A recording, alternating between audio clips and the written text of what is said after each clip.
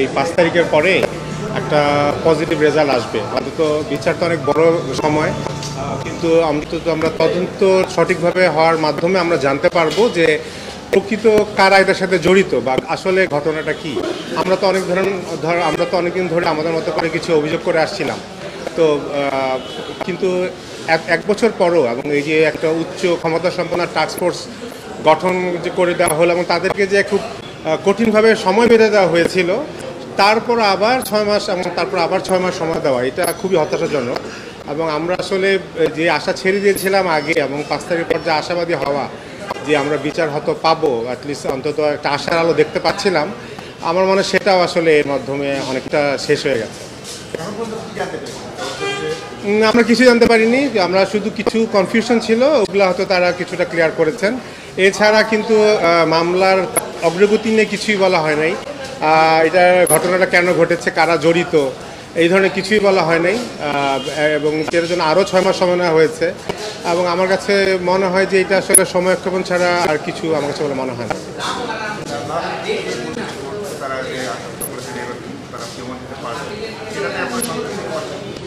আমরা এখন পারছি না। আমরা প্রথমবার আসলে ঠিক যেটা বললেন আপনি, 1 বছর আগে এখানে দাঁড়িয়ে তখন কিন্তু খুব আশাবাদী ছিলাম।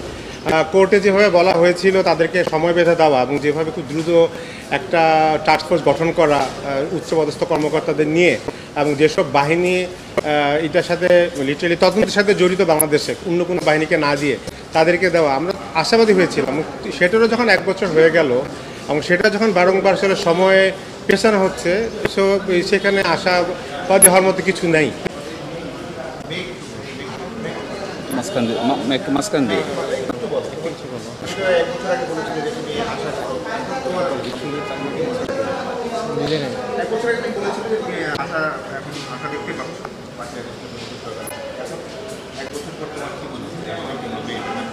আমি জানি না কিছু কি হইতেছে।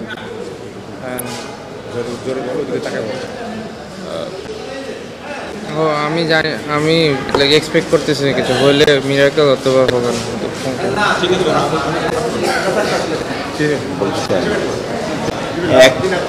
একটা প্রোগ্রেস রিপোর্ট জমা দিয়েছে, রেজিস্ট্রারের কাছে জমা দিয়েছে। প্রোগ্রেস রিপোর্টটা এখনও আমরা দেখতে পারি নাই। রেজিস্ট্রারের মাধ্যমে প্রোগ্রেস রিপোর্টটা মানে অ্যাটর্নি জেনারেলের অফিসে আসবে। এটা সংক্ষিপ্ত একটা প্রোগ্রেস রিপোর্ট। তো আমি আগামীকালকে চেষ্টা করব প্রোগ্রেস রিপোর্টটা দেখার। আর সেকেন্ড কথা হলো, এটা ফ্রাস্ট্রেটিং যে একটা উচ্চ পর্যায়ের 5 সদস্য বিশিষ্ট টাস্কফোর্স গঠন করে দেওয়ার পরেও এর অগ্রগতি রিপোর্টটা আমরা চেয়েছিলাম যে সরাসরি যে অফিসাররা এর সঙ্গে জড়িত তাদের এই 5 সদস্য সকলেই কোর্টে আসুক, কোর্টে এসে তারা এক্সপ্লেইন করো যে কতটুকু তারা করতে পেরেছেন, কোন জায়গায় অগ্রগতিটা ঠেকে আছে, এটা আমরা চেয়েছিলাম। কিন্তু রাষ্ট্রপক্ষ দীর্ঘ সময় চেয়েছেন, 6 মাস। আমরা প্রথম বলেছিলাম 1 মাস, সেখান থেকে আমরা 3 মাসে গিয়েছিলাম। এবং আমরা এই অপশনও একবার বলেছিলাম আমি যে 1 সপ্তাহ সময় দেন, এই সময়ের ভিতরে টাস্কফোর্সের সদস্যবৃন্দ আদালতের সামনে এসে সশরীরে তারা এক্সপ্লেইন করো। কিন্তু রাষ্ট্রপক্ষ কেন এত অফেন্সিভ ডিফেন্স নিতে গেলেন, এটা আমার কাছে খুব বেশি অ্যাকসেপ্টেবল মনে হয়নি। ফলে আমি এখনও এক্সপেক্ট করব অগ্রগতি রিপোর্ট আমি দেখার চেষ্টা করব আগামীকালকে।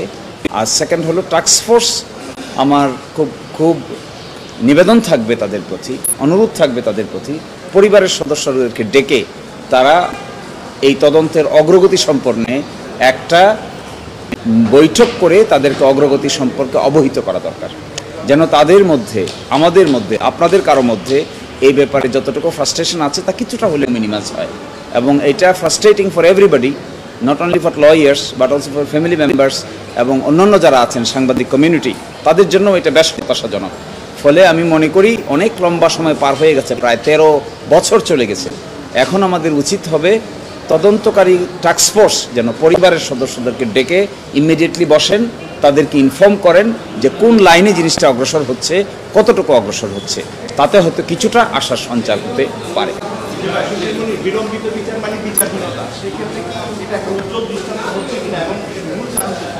এই বিলম্বিত তো আর এখন হচ্ছে না, বিলম্বিত তো আরও আগেই হয়েছে। এবং আপনারা দেখবেন যে এই ঘটনাটি তদন্তের জন্য র্যাবের কাছে পাঠানো হয়েছিল, হাইকোর্টের একটি নির্দেশনা। অথচ র্যাব কিন্তু কোনো তদন্তকারী সংস্থা না, তারা কোনো কিছু বের করতে পারে নাই। আর সকলেই জানেন এখানে একটা ভিন্ন ধরনের ইনফ্লুয়েন্স ওয়ার্ক করেছে, ফলশ্রুতিতে এটা শুধু ডিলে হয়েছে।